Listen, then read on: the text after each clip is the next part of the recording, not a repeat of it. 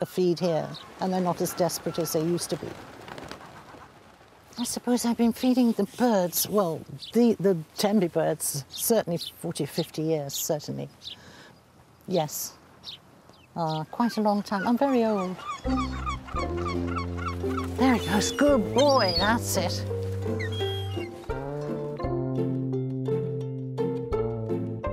With so many holidaymakers in town this week, pressure is on the locals to make their money while the sun shines. Over at the fish and chip shop, brothers Delman and Charles are putting their heart and soul into getting ready for the lunchtime rush, just like their Italian forefathers. Yeah. My dad taught me. I taught my son.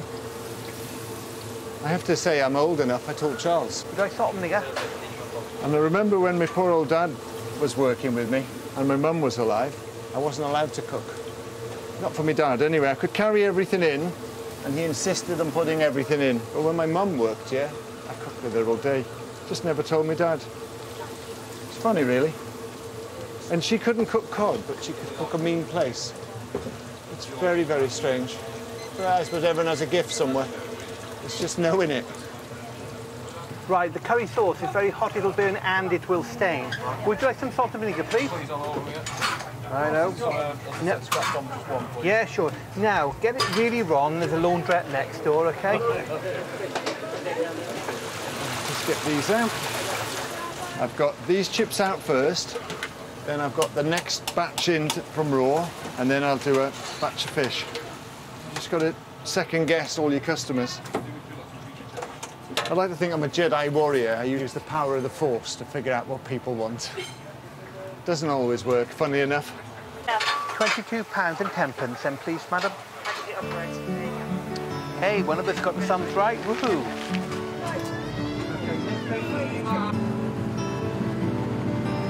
Right, Harry, shoot away. Out on the open seas, Richard's still hard at work.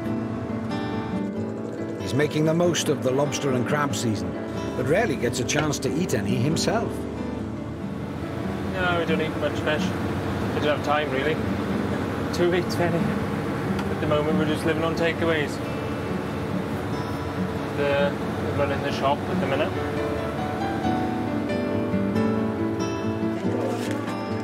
That's £2, please. There's seasoning just by the door there. Richard and Sarah's long hours mean they hardly get to see one another, which is tough when you've been together as long as they have. I met him outside the cinema in Tenby when I was supposed to be in the cinema watching a film. He was outside with his friends and then his boyfriend and girlfriend. You know what kids are like. And just had our daughter. Richard was 15 when I got pregnant and 16 when I had her. And we just said that we'd give it a go. And we never looked back. He's worked hard. Oh, I'm emotional today if I think about that. Yeah, she does want to come back on the boat. Whether she will, I don't know. But then when she comes out on the boat, she whinges then.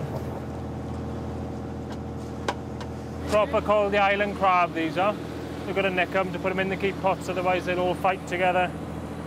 They'll end up with no claws or legs.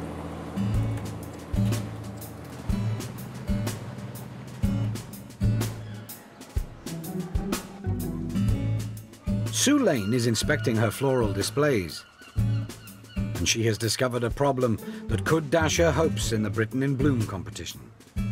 One of the flower beds has been vandalised. It was last night, so I don't know. It looks like somebody's just dived on it or something. It's so sad, isn't it? It's so pretty. Especially just before the judging. They're all broken here. I suppose we've just got to hope that the judge takes things into consideration, you know, that there are people, unfortunately, out there that do things like this. There is not much time left before the judges arrive in town. The County Council gardeners are responsible for the public arrangements, and Sue hopes they can help. Morning, boys. Hey, Sue, how you doing, love? I'm all right. I know you've not heard about the damage being done on Belmont Arch and the Rotary Garden. I hope now, if I can see well, we might be able to get a couple of yellow begonia to take its place now. Wonderful. And do them Wonderful. now later on now. Yeah. It must be devastating for you though, because you work so hard, and I mean, it disheartens you, to be honest with you. This competition means so much to everyone. I keep asking them to do more than is physically possible, really, and it's just. But as I say, we get results, and they're so good. They're good. They understand. So. They don't mind the nagging. No, they don't mind the nagging. They've probably got wives at home that nag them.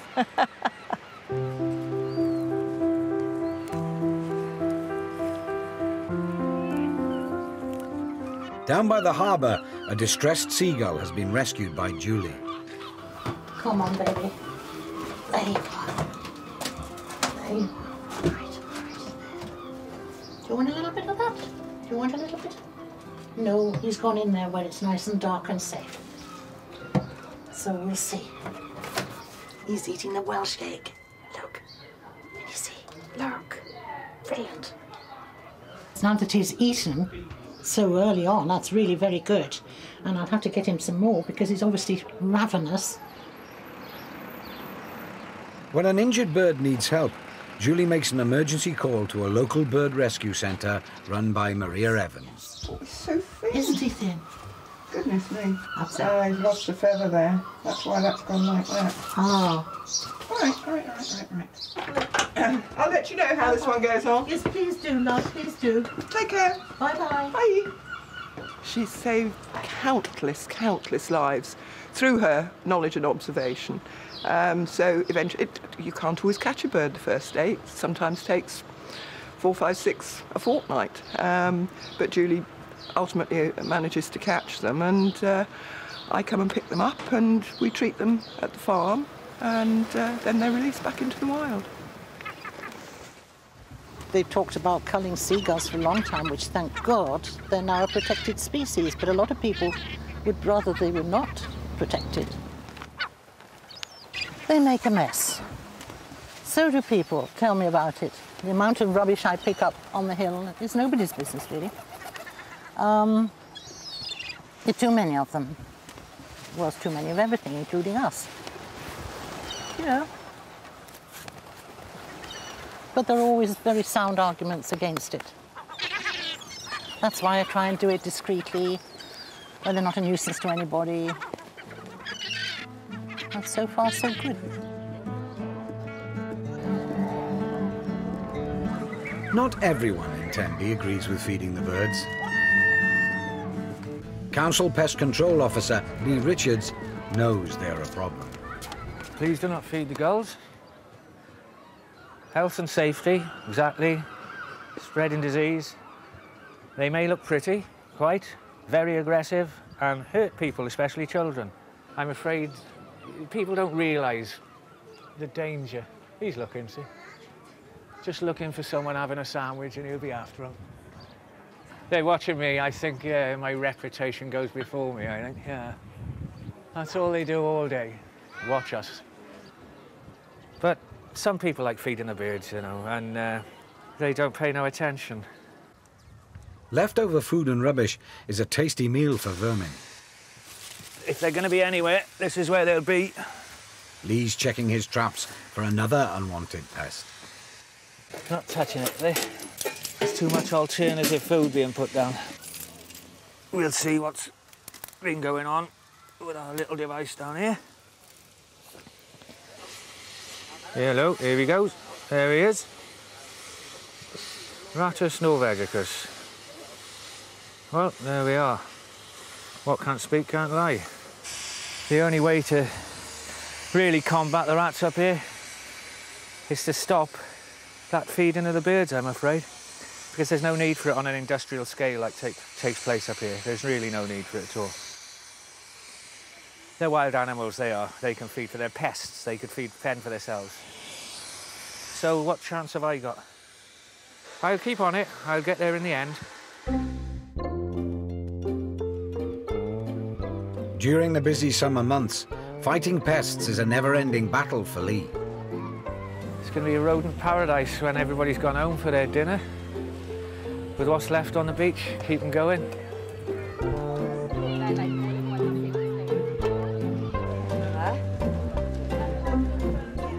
In town, the place to be is at a fish and chip shop. £5.10 then, please, sir. A busy service is something Delman likes to see. There are days when you think, oh, I don't really want to get out of bed, and then you get in and everyone around you is laughing and bubbling, and your customers are quite happy, and you think, oh yeah, I remember now. Be glad you come in. Yes, down on the condiment table, which is down there by the tomato sauce. Once you pay for it, away you go, all right? Down there, be no worries. In keeping with their Italian roots, Charles and Delman take great pride in cooking their own recipes, even when it comes to mushy peas. Nearly, just a tiny bit more salt. I went to Loughborough about 25 years ago to an uncle. They did mushy peas, but they wouldn't show me how to cook them. So I had to faint drunk, sitting in the corner of his kitchen and watch him. And then when I got the recipe, miraculously, I wasn't drunk anymore, and I left the kitchen, and here I am. These Italians, they won't tell you anything. They're horrors for secrets. Can I have a courier, please? The town is a riot of colour.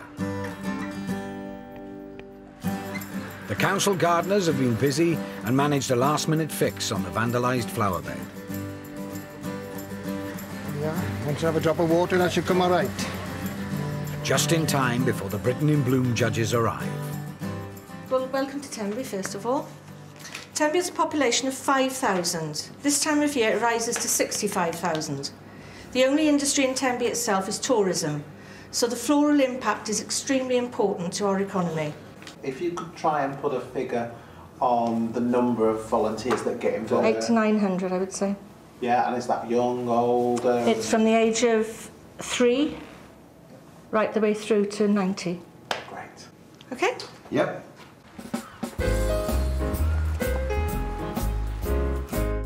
Britain in Bloom judges John Woodward and Mel Henley now need to see what sort of show Tenby and its local residents have put on display. This is Michael, he's our county councillor. Okay, welcome to Tenby. Thank you. Okay, My John friends, I hope and Mel. Yeah. How are you enjoying Tenby? Brilliant. Lovely day. What the sunshine with you? Wow. You're always Here welcome. already. Beautiful. Beautiful, isn't it? So that's this garden here. It's very useful to have the before and after pictures. Yeah. Very useful. They've done an awful lot of work in here. Judge Mel Henley has previous knowledge of this seaside town. I came here as a child with my parents 3 times, and then I brought my own children here. So I've got some very fond memories of here and Caldy Island and the whole area. Time for Sue to guide the judges towards her repaired display. Fingers crossed. And at sea, fisherman Richard hopes his fortunes are changing too. It's getting harder.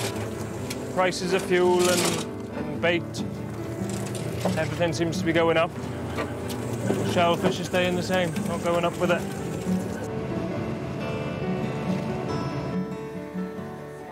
Which one would you like? I'll have that one. Yeah. Even though he's been working since 6 a.m, Richard's back to put in a 4-hour shift in the shop. Just going off to be dressed now, ready for the weekend, hopefully. There's no let-up for either of them. The lobster season carries on till Christmas. Unless we go away on holiday, he never has a break. There's always maintenance to do on the boat, painting, pots to make, nets to fix. You should be saying that. Quite happy?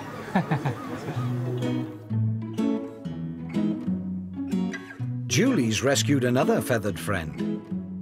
This time, it's a malnourished pigeon. He's very thin. The breastbone's very thin here. See, that's very thin. He's probably very hungry. Once they get so weak that they can't fly properly, they don't stand any chance at all then, do you?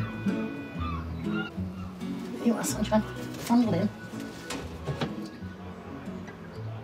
If I have stopped one heart from breaking, I have not lived in vain.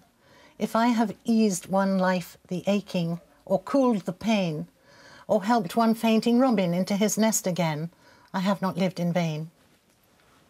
I'd like it on my headstone. Everyone who helps everyone else must feel like that. I hope they do, because that's what we're here for, isn't it? Really?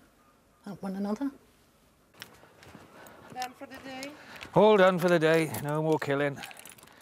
Time to look after my animals now. How to do what I like to invest in my garden, all my birds. See, I'm not really cruel.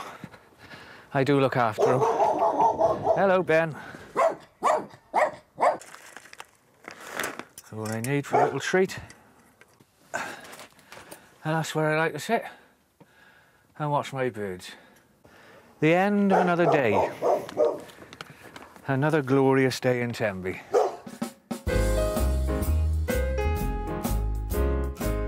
The Britain in Bloom judges are about to finish their tour at the patched up flower bed. This garden here was vandalised, but the gardeners have managed to get some plants and sort it out. That looks good. Yeah. Okay. They don't give much away, do they? They're very cagey. I don't know. Just above there is the garden we started off in this morning. Yeah. Looking back at that now. Gone right round the coast, yes. haven't they? Yeah. It's the end of Judgment Day for Tenby, and now all Sue can do is wait. We've done everything we possibly can. We're even waiting now to have new signs done for the town. You know, we want to win gold so we can put Tenby, winners of Britain in Bloom. So that's our next aim, gold winners.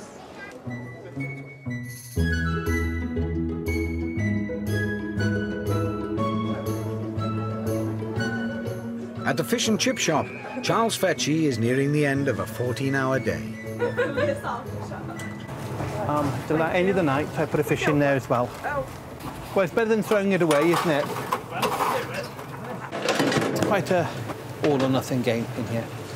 In the summer, it's here we go. In the winter months, it's like nothing. So you've got to make hay where the sun shines, really. That's the motto. So, you know, that's why we start early in the mornings, finish late at night. Night, ladies and gentlemen. Ross, I shall see you Friday. Eva, I see you tomorrow. Good night, guys. Toodaloo. This has been one of the busiest weeks of the summer season in the seaside resort of Tenby. During that time, the firemen put on a carnival. Look at the crowds, look. Makes me feel proud. The lifeboats were launched 8 times. Babs the traffic kept the town vehicle free.